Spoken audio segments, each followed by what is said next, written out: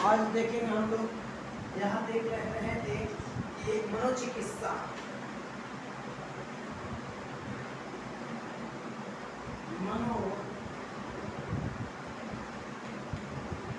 मनोचिकित्सा यानी साइकोलॉजिस्ट, जिसको इंग्लिश में बोला जाता है साइकोलॉजिस्ट होता है।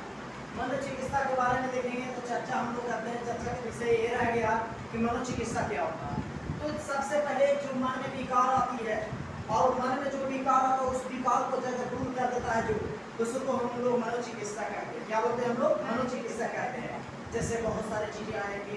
अगर एक परिवार में कोई भी व्यक्ति है, परिवार आपके परिवार में अगर 5 लोग सदस्य हैं, अगर इस परिवार में अगर कोई सदस्य आपका बीमार पड़ जाते हैं और किसी तरह से चिंतित है, किसी तरह से उनको मानसिक टेंशन है, तो उनके जरिए परिवार के जितना भी सदस्य हैं सब चिंतित रहेंगे। और इसी चिंतित को दूर करने के लिए, इसी चिंता को दूर करने के लिए, इसी मन को विकार को दूर करने के लिए हमें मनोचिकित्सा की जरूरत होती है।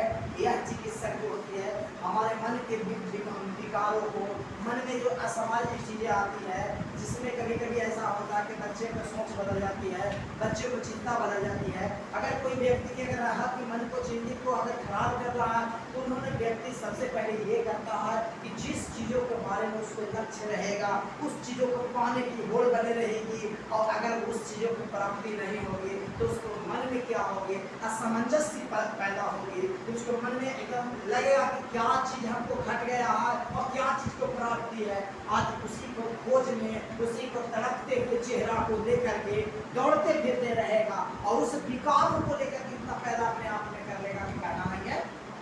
जाकर के क्या होगा, उसका ये टेंशन कहो या फिर तनाव कहो या तो डिप्रेशन कहो, उस चीजों में पहुंच जाओ।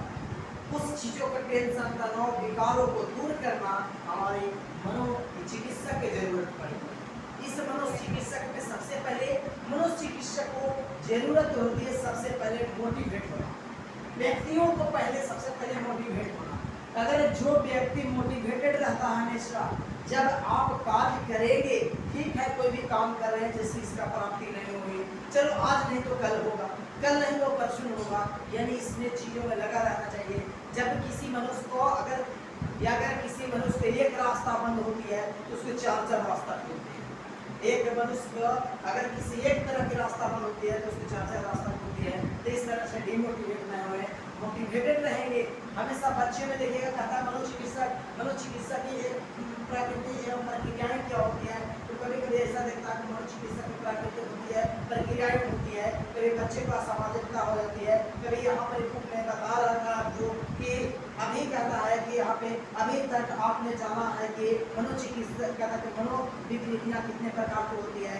तो यहाँ हम जानेंगे कि कैसे एक कहता मनोचिकित्सा की इन मनोविकृतियों को वैज्ञानिक विधि द्वारा दूर किया जा सकता है। मनोचिकित्सा की संज्ञा दी जाती है कि वैज्ञानिक विधि द्वारा इसको कैसे अलग कर सकते। इस चीज़ों को जानेंगे, इस चीज़ों को देखेंगे और इस चीज़ों को आगे समझेंगे।